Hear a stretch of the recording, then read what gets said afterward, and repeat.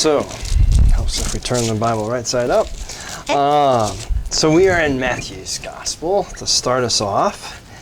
And Matthew 1 and 2. So, we start off with a genealogy.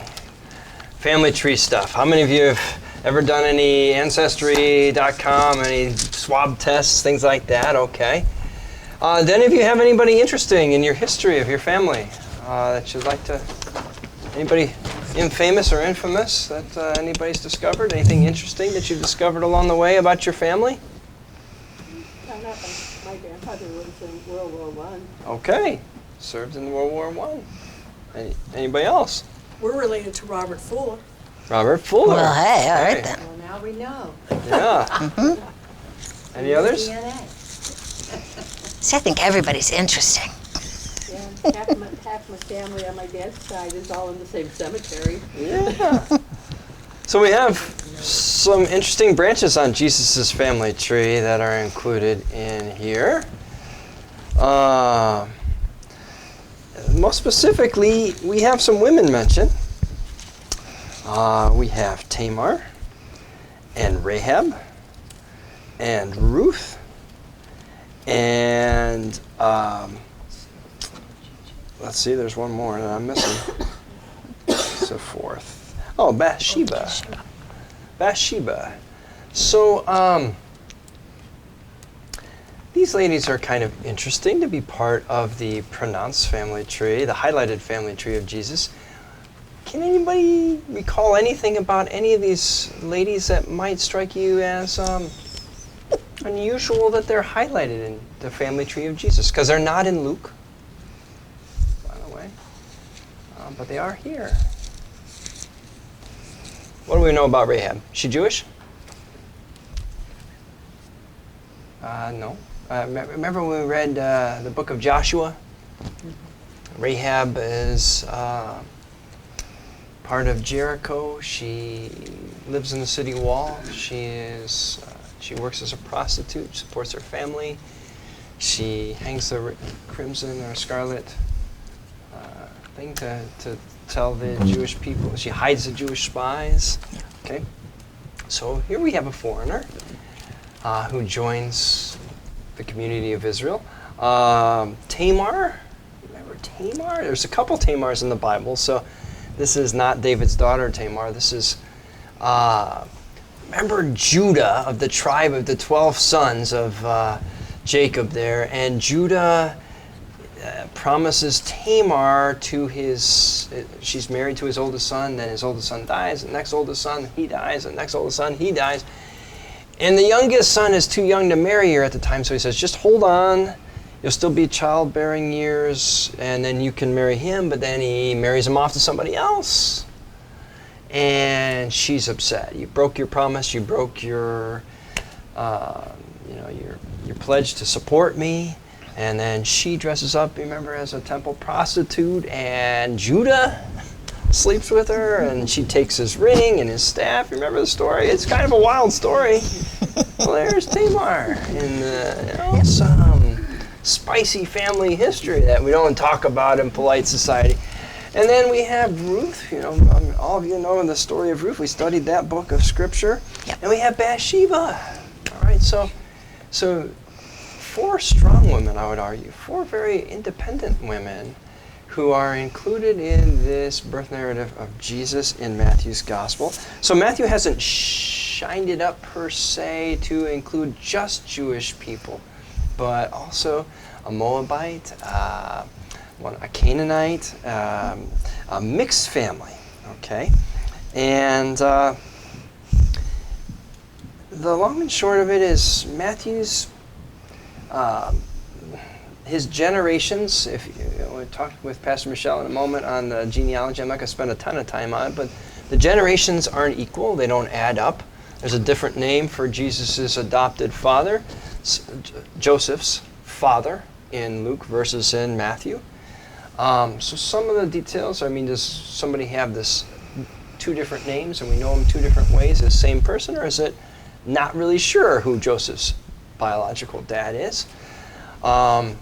And why do we really care about Joseph's side of family if the lineage is through Mary?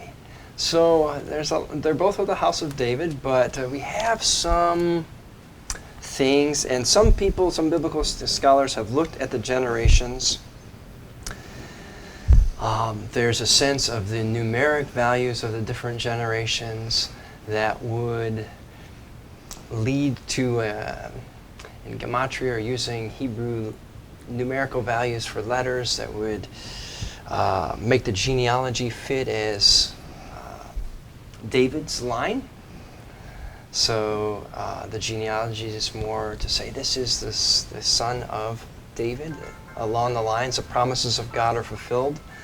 So Matthew's up to a few things in his telling of the family tree. And we're going to see when Pastor Michelle talks about Luke's gospel, Luke's going to be trying to send a little different message in the way Luke describes the family tree. We go all the way back. The last really important thing here is that this family tree starts with Abraham. Father Abraham had many sons. God's promise to Abraham that you will be the father of many nations. You will be a blessing. I will bless you, so you'll be a blessing to bless others. And so from these promises fulfilled, we're going to see Matthew really cares about promises fulfilled, law fulfilled, Sermon on the Mount. Jesus is giving the law. Prophets fulfilled. And so a primarily Jewish audience hearing about a Jewish prophecy fulfilled in the birth of Jesus. Anybody have any questions around that? Because then we're going to get into the story. Family trees are interesting to a point that we're not going to get to too deeply today, unless you really want to get deep into it. We can. We certainly can. But if not, we'll sway to the story. You mentioned Bathsheba was in the line. Yeah. She's not mentioned in this the version I have. All right. What do She you? was the wife of Uriah. Okay. Right. Okay. There you go. Inferred. There you go. Wife of Uriah. Yeah, that's Bathsheba. Okay. And according to the way that the story is told by the prophet Nathan, he's only got one wife. He's only got one little lamb. Remember that story Nathan tells? That one poor farmer's got one little lamb, the other's got all kinds of sheep.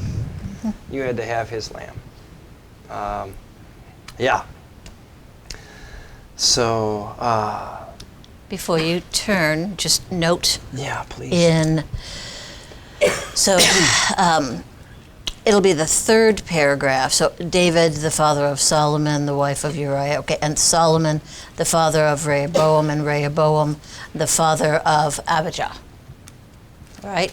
Just notice that. Make note of it.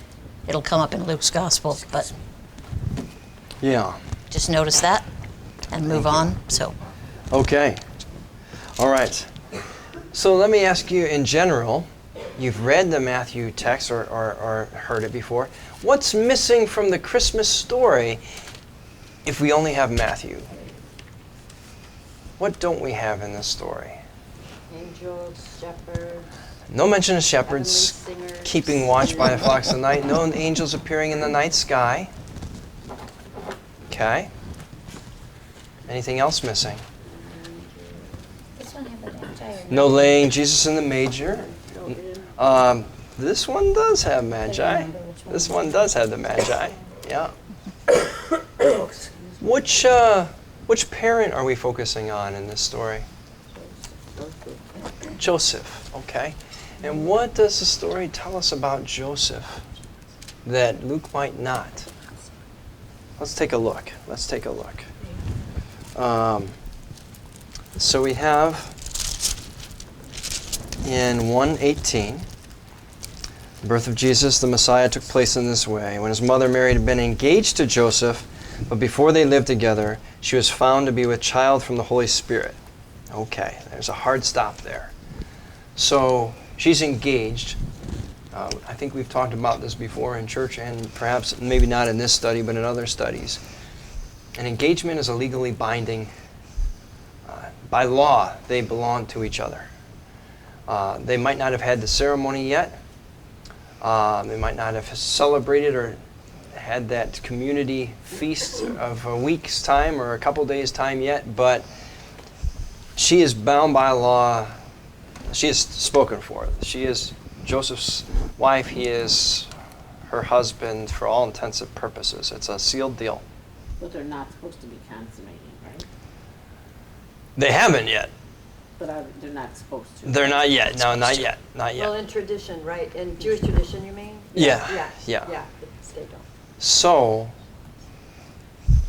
but he finds do we have a question? No? Any question? Oh, I was just. Yeah. Sorry, Mr.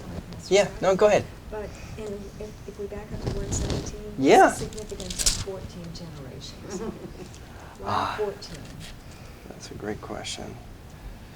From Abraham to David, from David So- to Babylon. My take on this, and Pastor Michelle might have a different take on this. I believe that in Matthew's gospel, the significance of the name David is a numerical addition value of 42 to spell out David. Is that right, or is it 43? You don't know. You're not sure. I can't give you that one. Luke I'm focused on Luke. takes 43, I think, generations. Matthew takes 42. But to get to 42, based on all the generations he's listed, he's got to have a certain number left in that addition, that math, from the exile Yep. to make the name David in the family tree fit. So that's how I would answer that question. That's what I've heard and read. There might be another explanation as well, but that is one possibility. Thank you for your question. So Mary is going to have a baby. She's showing, and here's what we get, this kind of insider thought process of Joseph. Verse 19, her husband Joseph, being a righteous man, and let me know when I'm running on time, unwilling to expose her to public disgrace, planned to dismiss her quietly. So he's going to break the legal engagement. He's going to essentially divorce her because he thinks, well, what most guys would probably think, this isn't my baby. You've been fooling around, and you're going to bring shame on my family. So it's off.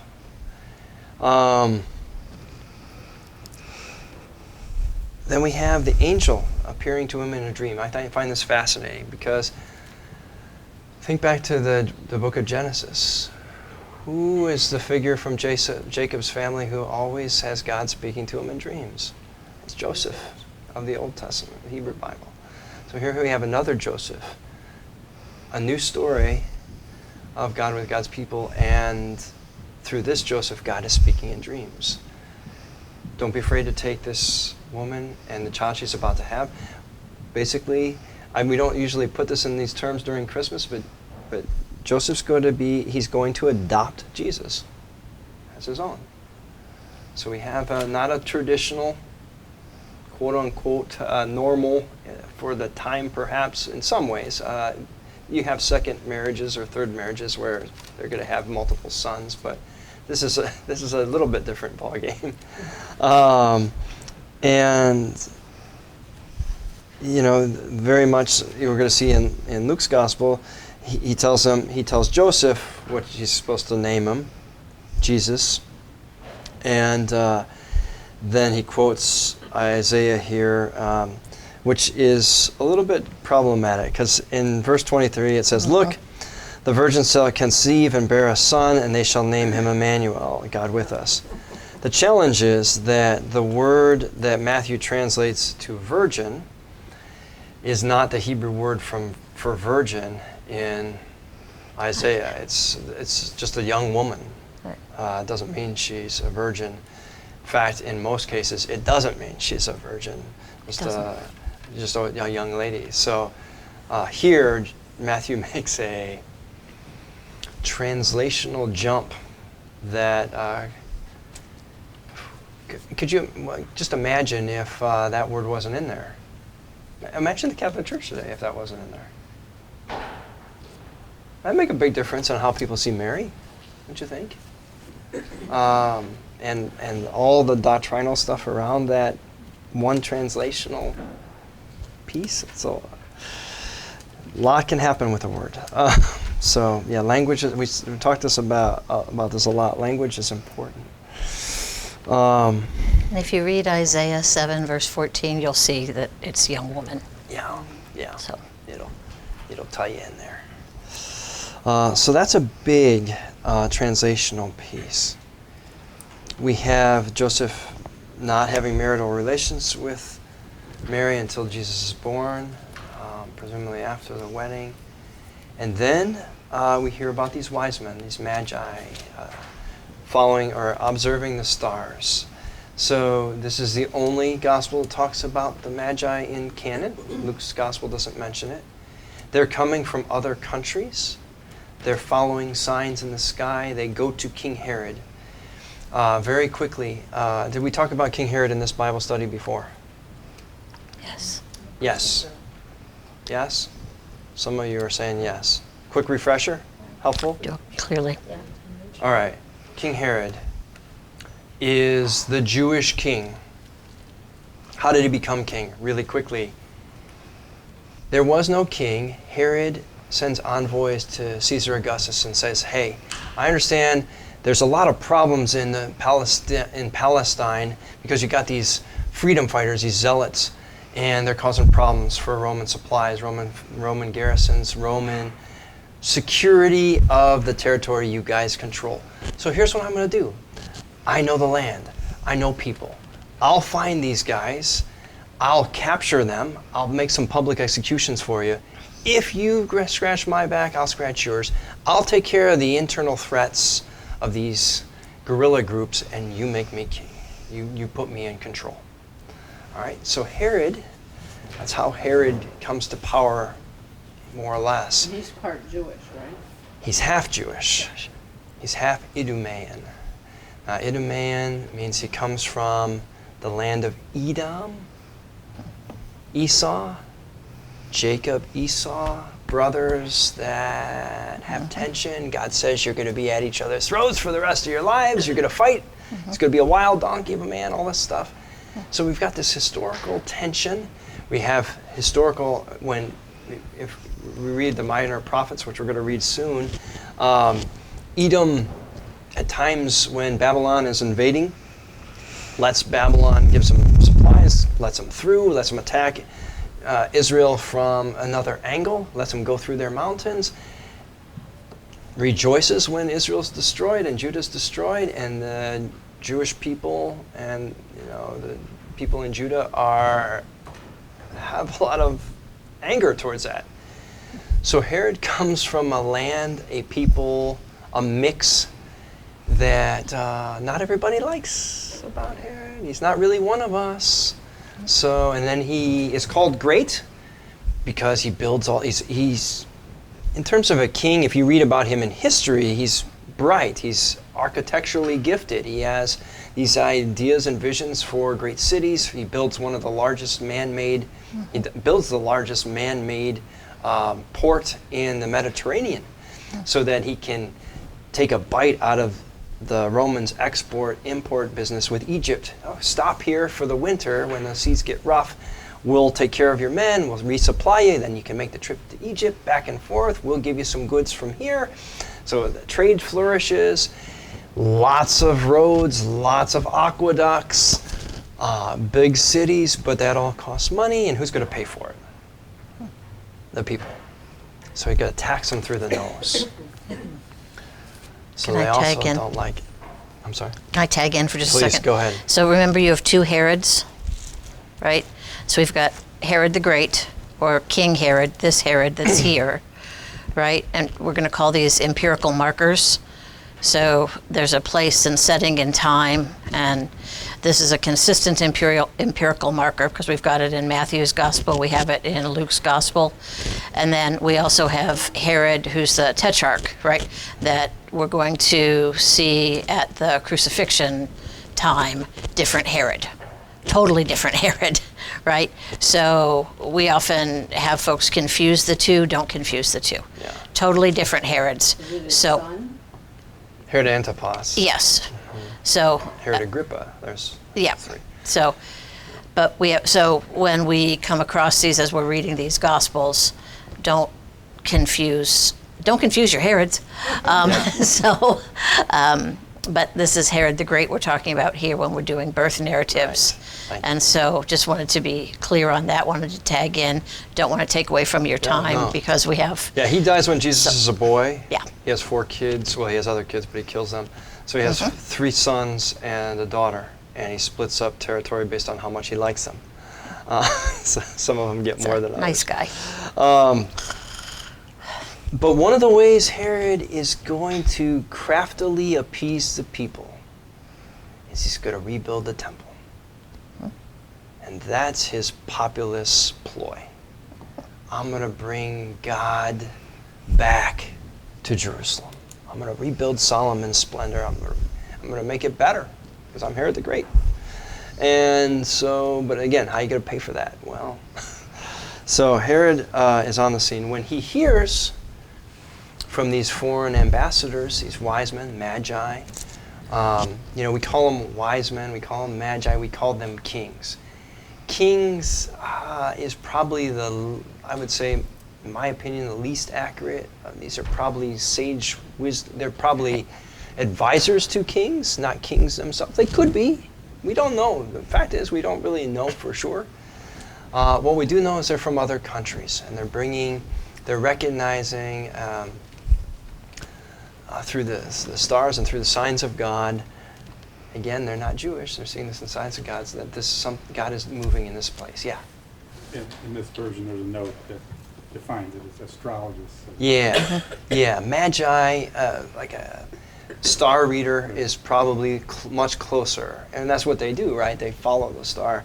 They tell Herod, and then we have something that we don't often mention, at least in most family Christians, Christmas services on Christmas Day or Christmas Eve, what we call the slaughter of the innocents. Yep. So the wise men go. Did they meet Jesus on the night he's born, like the shepherds in Luke's gospel? No. Where do they meet him? Up to 2 years. In the house. If you'll look, the wise men go and they, in verse 11, chapter 2, verse 11, on entering the house, they saw the child, and again, that's not the Greek word for infant. So, how old is Jesus at this time? Is he 6 months? Is he a year? Is he 2 years? Toddler age? It's not a newborn. He's not a newborn. It's not the night he's born. So we're talking months to perhaps a couple years after he's been born. They find him. They present the gifts. Does it say how many there are? No. So where do you think we get the three kings of Orient? Where? Some gold, frankincense, and myrrh. So we got 3 gifts, right? So you have to have at least 3, maybe. No, you Maybe just have to have 3 gifts. Maybe you have 2. You have to have plural, so you have to have at least 2 that could have multiple gifts, right? But the tradition, and we even through the years give them names. There are names for the 3 magi through church tradition, but none of that's in the Bible. Okay, none of that's in the Bible. So did those names come from somewhere, or was that just completely made up? I made them up last week. Yeah, no, I'm saying, no. did they come from other, like, oral written traditions, okay, oral that's it. traditions. But much later centuries, not anything even close to. More like Middle Ages. Yeah, so we're not talking 1st, 2nd, 3rd, 4th, or 5th So we century. don't know even if it's an original source. Don't. It's not. We don't even know when it's due. I'm sorry, that We was don't know. very. We don't know. I wasn't there. I can't tell you if it We was don't- an original We source. don't know. We don't know the answer to that question. Yeah. All I can tell you is it's not in the Bible. Right. And we have some of these other traditions. But the Herod orders then that his men should go and kill all the children, the male children that are toddler and younger in Bethlehem, so that he can eradicate any possibility of this king being born. Now, that also sounds like another biblical story, does it not? So we have a very strong parallel to Moses and Pharaoh ordering the death of all the Hebrew boys 2 years and younger so that they don't get too powerful. There's not a threat to his power. So here we have this threat to the powerful. And right out of the gate in Matthew's gospel, Jesus is seen as a threat, and right out of the gate people want him to die because of his challenge to power. It's just a baby here in this case, a child, but his presence makes people afraid. Now Herod's a ruthless guy in history, so so we have a very dangerous story where then Joseph sees a dream at night. He's awakened to feeling God telling him, take Mary, take the child, and flee to Egypt. And they stay in Egypt for a number of years until Herod the Great dies. And they return when his sons and the Tetrarchy begins. But so you have a near divorce, a messy beginning of this couple and their children. You have the slaughter of the butchery of children at the king's order, and then you have them essentially becoming political refugees and fleeing to Egypt. And so it's a darker story than Luke's gospel for sure. But look at our world in this moment. Yeah. Look at what's happening in Gaza.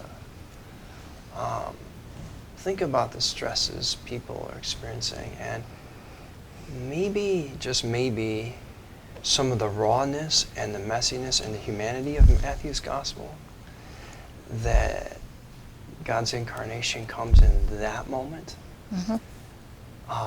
with that kind of human darkness and brutality, the kind of the shadow side of humanity, and still steps into it. I think there's a place for that. The realness of that in our world too, that in some ways I feel sometimes Luke can be so romanticized that it, not always, it can be. It's not really. But I'll turn it over to Pastor Michelle now. Yep. And I apologize for jumping in and saying those names, but we don't have any of those original sources, and at any moment another original source could be discovered, and right? But what we have at the moment certainly doesn't indicate any such thing. So those names came about, well over 1,000 years later. So, but all right. So with Luke's gospel, I'd like us to begin chapter 1, but just beginning at verse 5, and the first few verses after that, with that connection. The days of King Herod of Judea, there was a priest named Zechariah. You have that connection, right? King Herod. And again, it's that empirical marker. So we've put him there, all right? And it also, as Pastor Scott was talking about, to whom the Gospel of Matthew was written, there's some interesting indicators as you begin to look at this will be Luke, Luke's Gospel. We'll look and say, to whom is Luke writing? Because we'll have some very specific pieces like this empirical indicator, right, with King Herod, and you'll see it again as we move into chapter 2, as we talk about the census is being called when Quirinius is governor over Syria, right? And you'd think to yourself, who knows who that guy is, right? Who cares? Well, if you're someone who knows and cares, you're looking for these kind of empirical markers. So you think you have an audience and you can pinpoint it. Well, we'll get to some other things later, and then you'll think, well, but if you know that, you're not paying attention to Quirinius as governor. And okay, so anyway, so we have this understanding that Zechariah, right, belonging to the priestly order of Abijah. Okay, so we've heard that name, but I'm going to ask you, now what exactly is the priestly order of Abijah? You all can pull that out of your heads, right? not unless you've memorized 1 Chronicles 24:10, which we just don't do. But it's there, you just have to go hunt for it. And that's another one of those markers that if you know exactly what this priestly order is, you know a different set of facts than perhaps who's governor of. So, to whom is Luke writing?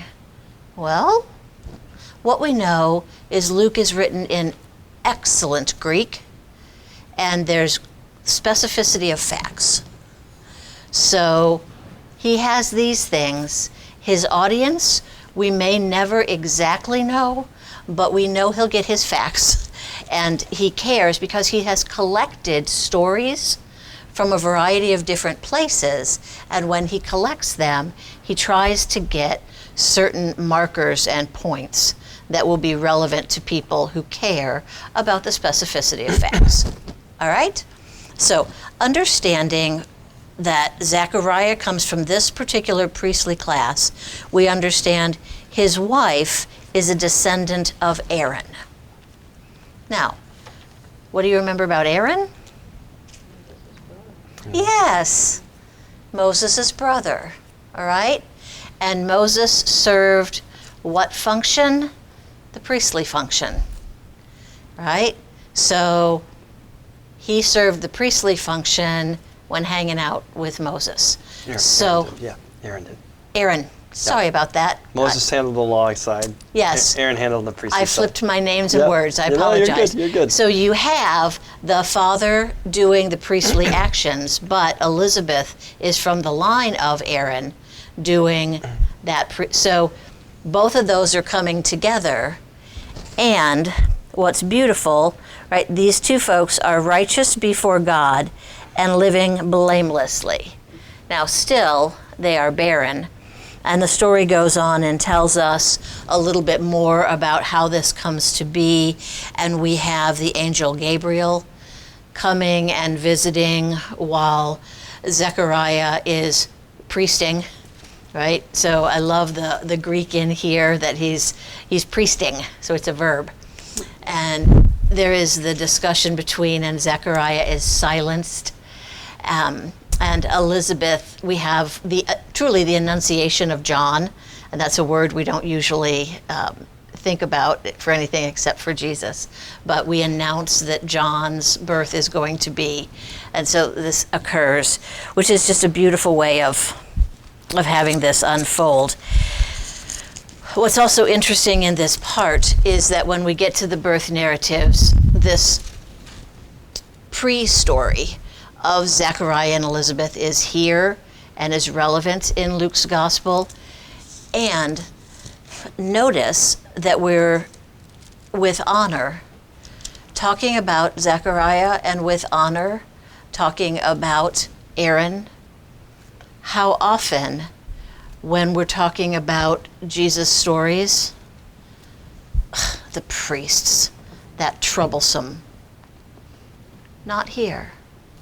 So what we have in Luke's accounting is just a laying out that there's dignity. They are blameless. They are righteous. So this understanding that how we have come to think of the priestly class in relationship to Jesus. No, not everybody. We got something going on in the system, but these folks were blameless before God. So just notice that, and that's fairly important. And we also understand, as you read and have read through, that you have a relative. So if Elizabeth is from Aaron's family, then so is Mary. So we spent a great deal of time talking about who Joseph was and going. So now we have this attention paid to Mary, and if that priestly class is coming through with Elizabeth, it's also coming through somehow with Mary. If this is who John the Baptist is, this also then is somehow part and parcel to who Jesus of Nazareth is. Okay? because we may have some questions about paternity. We don't have questions about maternity. All right? So, I just wanted to spend a little bit of time in there. Also understand then, as we're moving into the piece with Mary, there certainly has been discussion as of late in terms of whether or not Mary had any say-so in whether or not she was a willing party in being the mother. I did a lot of reading and working with some of the things, the translations of D. Mark Davis, who I've talked about a couple of times when I was here. I love the way that when he broke down and did some of the things in Greek, the connection between where we have, so Zechariah, when he is approached by the angel, the Greek, in terms of the fear, there's an agitation. So I want to see it as agitated.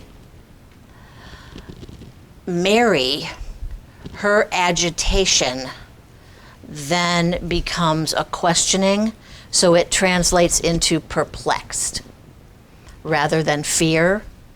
And so it's perplexed that then goes into pondering. But the way the scripture lays it out, greetings, favored one, which you will see in chapter 1, verse 28. He came to her and said, greetings, favored one, the Lord, now is actually missing in Greek, the Lord with you. So that's present tense, which can be read as a greeting or also just that immediate blessing or that statement of fact, the Lord with you. So greetings, favored one. So you come down, do not be afraid, Mary, for you have found favor with God. That translation, favor, and I want to make sure I get the word correct here.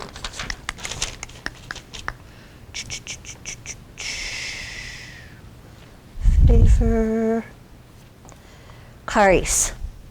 Charis is the same word for grace.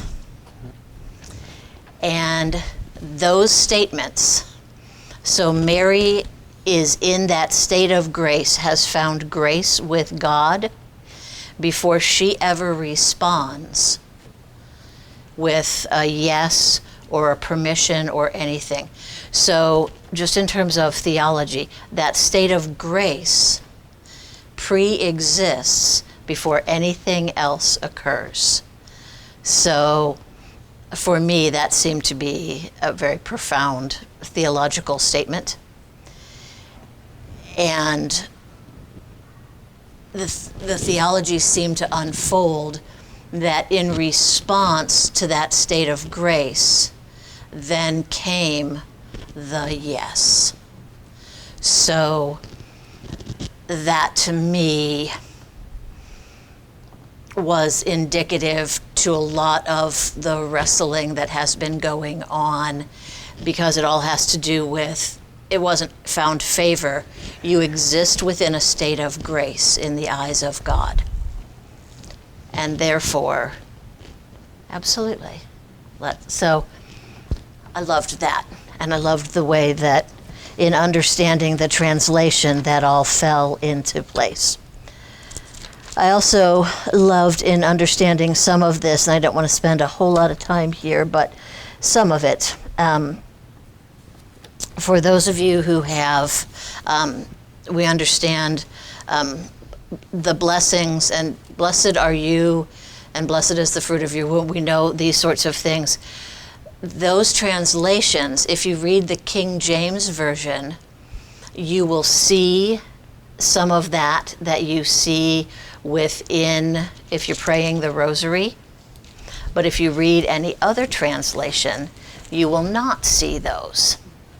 And D. Mark Davis helped in unpacking that in this way. The King James Version, written in 1611, relied on translations from Scripture, or they have a collection of what would have been later versions, meaning not the Latin, the Vulgate. well, yes, the Latin Vulgate, but things other than that. There were many translations. So things that would have come from, say, the 6th, 7th, and 8th century even. So the later the translation of Scripture, the more readily available it was to the folks writing the King James Version in 1611. Whereas those who are attempting to translate Scripture today seek older transcripts, so closer to original source materials. And so at some point after the 5th and 6th century, "Blessed are you among women" was added, and then got added to the King James Version. It is missing in any of our original source material here. So that's why it is missing from any of the other kinds of translations that we have, and I found that fascinating, wanted to share. Now, moving back into the Gospel of Luke, any of the nativity scenes that you have contain animals. You will notice that mostly animals are missing from either Matthew or Luke. But the closest thing that you will have to putting it in anything close to a nativity is going to come from Luke's Gospel, where we have, where is Mary wrapping him in swaddling clothes and lying him in a manger? Okay, so we are surpassing our shepherds at the moment, which can be found in chapter 2, verse 8. And we are getting to, there we go. So chapter 2, verse 16, where the shepherds went with haste and found Mary and Joseph and the child lying in a manger. All right? So I want to validate at least one part of that nativity set that we have in front of church, and that nativity set that any of us may have in our own homes. Because now I will spend a whole lot of time challenging the rest of our nativity sets. So, all right, so now I'll move us back because we do have our shepherds. So in that region, there were shepherds living in the fields, I'm on verse 8, keeping watch over their flocks by night. The shepherds and flock both have the same root word for sheep, though they have translated it to flock, which is fine. So keeping watch, however, it is important to note that the word translation there, which is fascinating, it's closer to guarding, something that you would do if you were in a prison. The importance of that is that an angel of the Lord stood before them. The word that's missing there, the stood before them, is much more indicative of suddenly stood before them, startling, like boom, in your face. So the very thing you're guarding against, right? Because you are tasked with keeping watch, and then boom, right in front of you. An angel of the Lord stands before you, and the glory of the Lord shone around, right? Because we can't look at God face to face. The glory of the Lord is that intermediary. And the angel said, "Do not be afraid." Again, that second kind of greeting. "For I am bringing you," and the translation, "good news of great joy." In Greek, it really is, "I am bringing you," or "I am announcing to you," joy. So we have this good news of great joy, but the announcement is joy. And then we have what should be, and in some translation is, right, joy for all people, this colon, and then here's what it is. For to you is born this day in the city of David a Savior, who is the Messiah, the Lord. So that piece in there is just that powerful piece. But unlike Mary and unlike Zechariah, both of whom ask questions, the shepherds don't ask any questions, which is important in Luke's gospel. So the shepherds don't ask any questions. Instead, their body asks a question because they go and see. So they look for validation by seeing. That's when they go.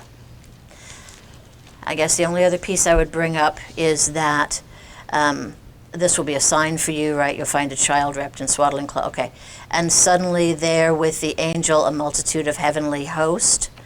So the heavenly host can be certainly other angels. The heavenly host is also the moon and the stars, those sorts of things. That is also a heavenly host. And both are equal understandings of that translation. And they're praising God and saying, they're not praising God and singing. So just notice that word.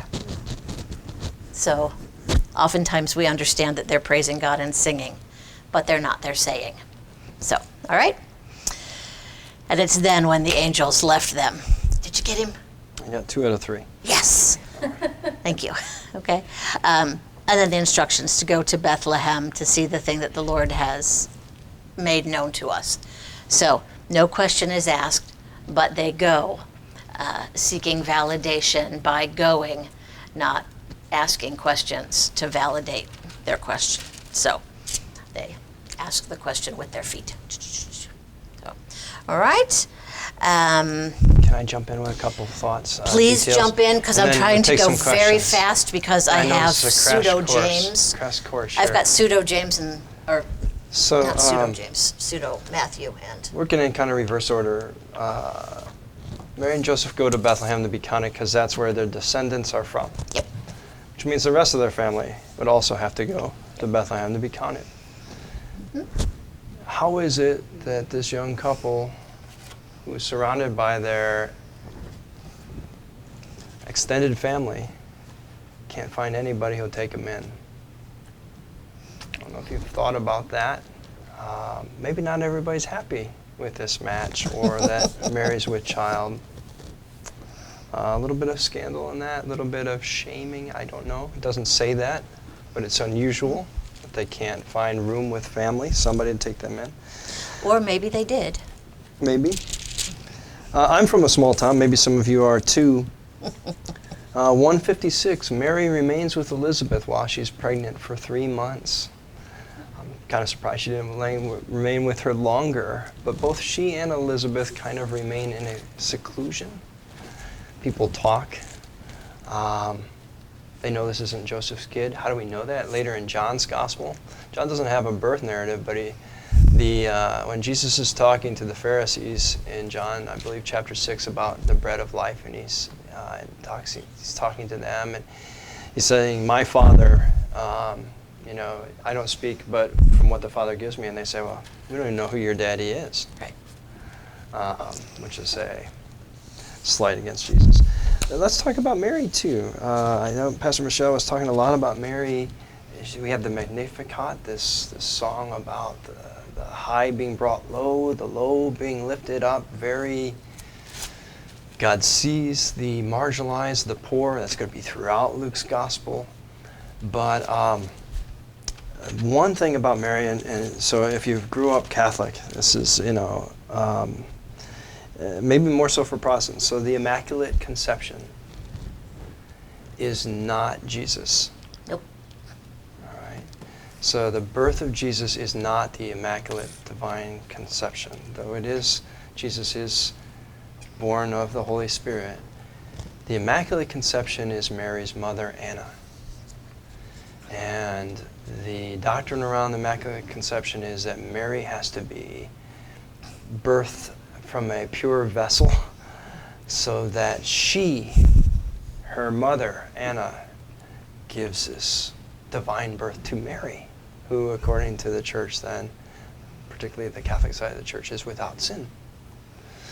That's a machination of the church, but it is something to understand when people say Immaculate Conception. That's what they're talking about. And I think most people think of it as Jesus, but it's not. And then the last... You'll win Trivial Pursuit if you know that. Yeah, the last thing, and going back to those genealogies, I said I was working them back. You know, Matthew starts with Abraham. Did you notice where Luke ends? Reverse order of the family tree. Son of Adam. So Matthew takes it to the origin of the Jewish people. Luke takes it to the origin of humanity. A wider net for perhaps for a wider audience.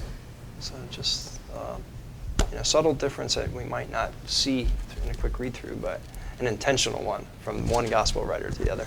Absolutely.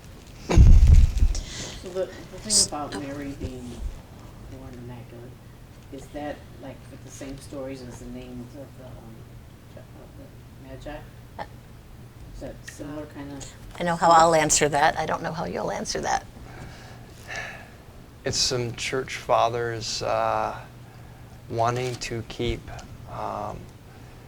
It's the same kind of thing when, in my opinion, when the church, still today, the Catholic Church will say, that in like Mark's Gospel, when Jesus is visited by his brothers and sisters, well, those are cousins.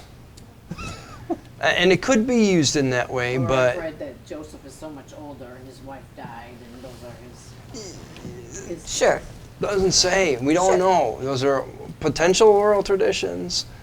But yeah, I would say it's more to preserve a theological viewpoint of purity and sinlessness and authority. So like For- when was that?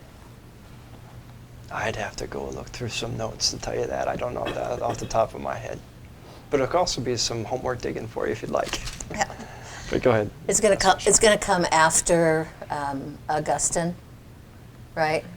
Because all of that shenanigans around women and sexuality and got piled on after that. So I can give you lots of different sources if you'd like. Augustine, But, by the way, was a great womanizer in his younger days and carried a lot of guilt, and so went 180 the other way. You got when it. he read Paul, which made all the sexual sins the top 10 on this Family Feud survey of sins list, just under blasphemy. You betcha. Yeah. But anyway. You can murder somebody, but don't have sex. Okay, so getting back. So, I'm Yes. sorry. Where's the Adam piece in Luke? I took the end of three. Oh, chapter 3. I Yeah, didn't read that. wasn't part of our reading. Sorry. I just wanted to make the parallel from the genealogies. Yeah. Yep. Yeah. Oh, because his genealogy is there. Correct. Right. Correct. Yeah, it's in 338. Yes, yes, now I Yeah. understand. Yep. So, and understanding the manger piece, just want to give that. So, Mary placing Jesus in a manger, right? A manger is not necessarily in a stable. Just want to be real clear about that. And so, in the time and place, right, there are mixed use spaces. And so, they're not necessarily uncommon to bring in those kinds of animals to keep them safe at night, right? So you would possibly have a manger, a feeding trough, right? Because if you were to leave your animals out, just kind of hanging out in the fields, you could possibly, come out in the morning and find that they had been someone's dinner. So if you bring them in to an enclosed area, right? So of course, it's possible that good old Uncle Brian did not feel like taking in Mary and Joseph, or it's possible that taking them in, right, took them in as best you could because you put up the camper in the backyard where the feeding trough was, and you know, it's that sort of thing. And so, what's the best cradle we have at the moment? It's the manger. But we don't know any of that stuff. We've got the best source materials we have. And then I also have just some fun stuff we've done before, just to remind folks that the earliest nativity scene we have is from a 4th century Roman era sarcophagus. So we've got, so if you know, are interested in when that kind of stuff came about, but that all of those figures that we have, so Proto-Gospel of James is where we get Mary's journey on a donkey, because it says that that Joseph, where is it? Joseph, take me down from this donkey. The child inside is pressing out to come out of me. So, and that's 17:3. So, but this is also where Mary gives birth in a cave, right? So, but these things that have been incorporated usually come from these secondary sources that we have, right? So the Gospel of Pseudo-Matthew, or, right, Proto-Gospel of James, these other gospel sources that have these stories. And they have then, because they're so loved, and we want to learn all that we can, and we add to this kind of narrative. And we have, of course, you know, in the cave, all of these wild animals come in, including dragons, and they all bow down to Jesus. You know, I mean, it's just this fanciful stuff that comes about in the 3rd and 4th and 5th century. And okay, so they're not in our Gospels, but that's where a lot of that stuff comes from. And I don't find anything wrong with that. Folks are just really enamored.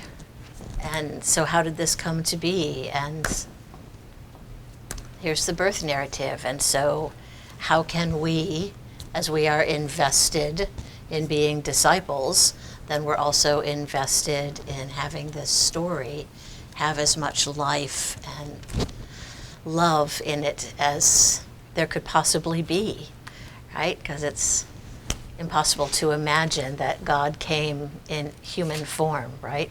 A vulnerable child. You got to be kidding me with this. So, And these, you know, Christmas, yeah. the birth being celebrated as a mass worship service, not till 2nd, 3rd century. Right. So Easter was the big, important, you know. So a lot of these birth narratives spin off of some of that growth. But Right. questions, other Yeah. questions that you have? Yes. Yeah. Just a comment, a couple of them actually. I hadn't noticed before in Matthew in the 1st chapter, it's in verse 20. Joseph's dream, he is referred to as Joseph, son of David. And I think that son of David title is usually reserved for Jesus. And yet Joseph is lifted up as son of David. And I find that significant, just like solidifying him as the father of Jesus, even though it's not biological. Right. And the other thing that came to me this time was that Matthew's telling of the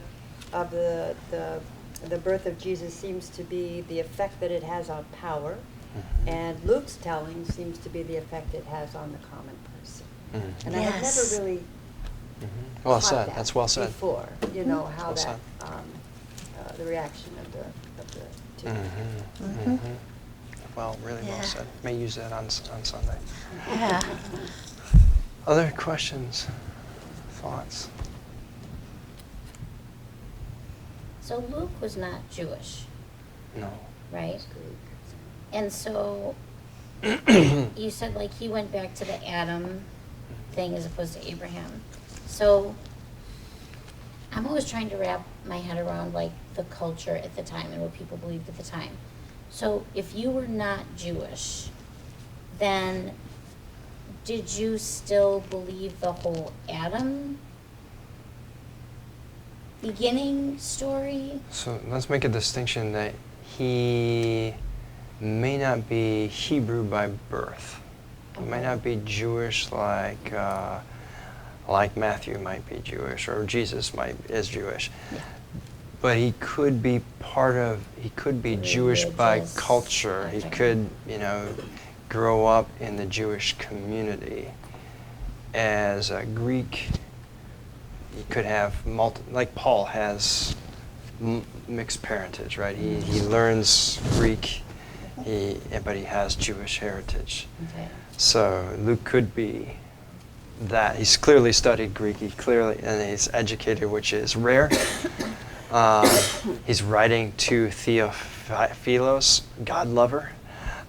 Is that a real person, or is that to anybody who loves God and wants to learn about this story?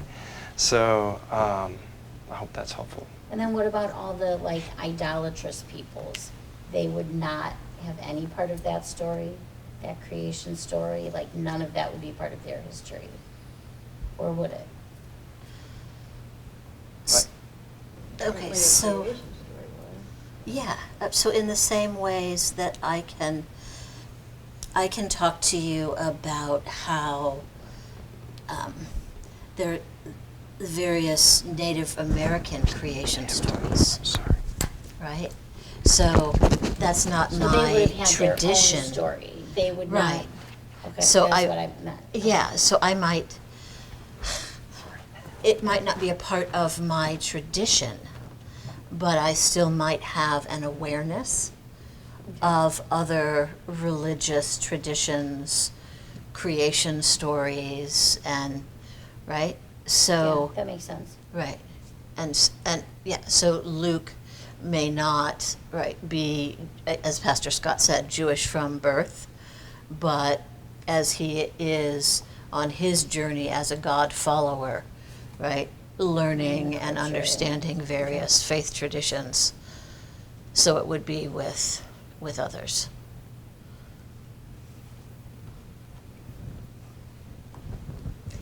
Is the Herod that they speak about who killed the innocent 2-year-olds or the babies, is that the same Herod that's going to eventually behead John the Baptist? No.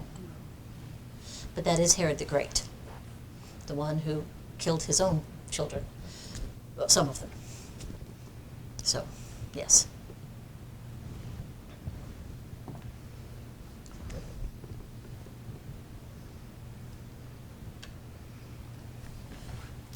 Anything else? So it's okay to have the little drummer boy because we can add him in there. Absolutely. We like Why music. not? I mean, Absolutely. Yes. Because I was really shut down by a minister that was told me that it's not part of. And I It's- thought, well, why not? I mean, how much do we really know? And if we like that, is there a reason that it can't be there? I mean, No, you know, there's I no mean, reason. What I understand, it's what's in So the if Bible. you- There's no drummer boys. There are no little drummer boy. No. And there are no sheep, No. and there are no cattle, and there's no camel with the wise men. And in fact, if you have them dressed in robes, that's probably inaccurate as well. And if you have a nativity, God bless you, put in whatever you want, right? And in some cultures, I mean, I love, is it Italian that has the washerwoman?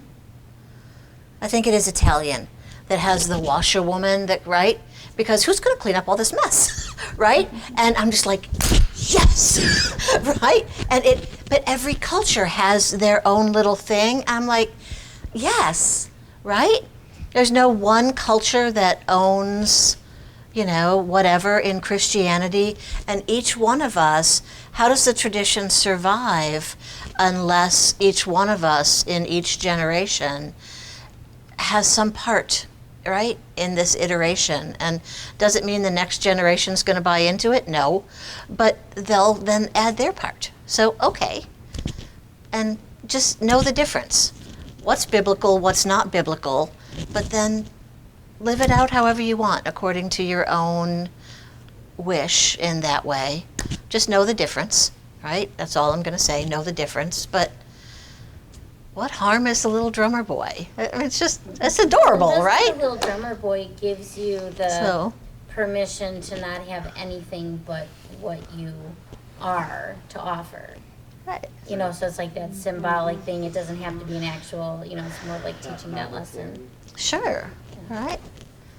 So, yeah. Put the drummer boy in there. Take him out. Whatever. Yeah, but come as you are, God, you know? We do, right? So, however you want to embody that. So, be humble enough to realize, we probably missed something anyway. So, all right. Anything else, folks? Anything else? All right. Blessings on the close of this last few days of Advent as we move into Christmas and Christmastide. And blessings, favored ones. God loves you. Peace.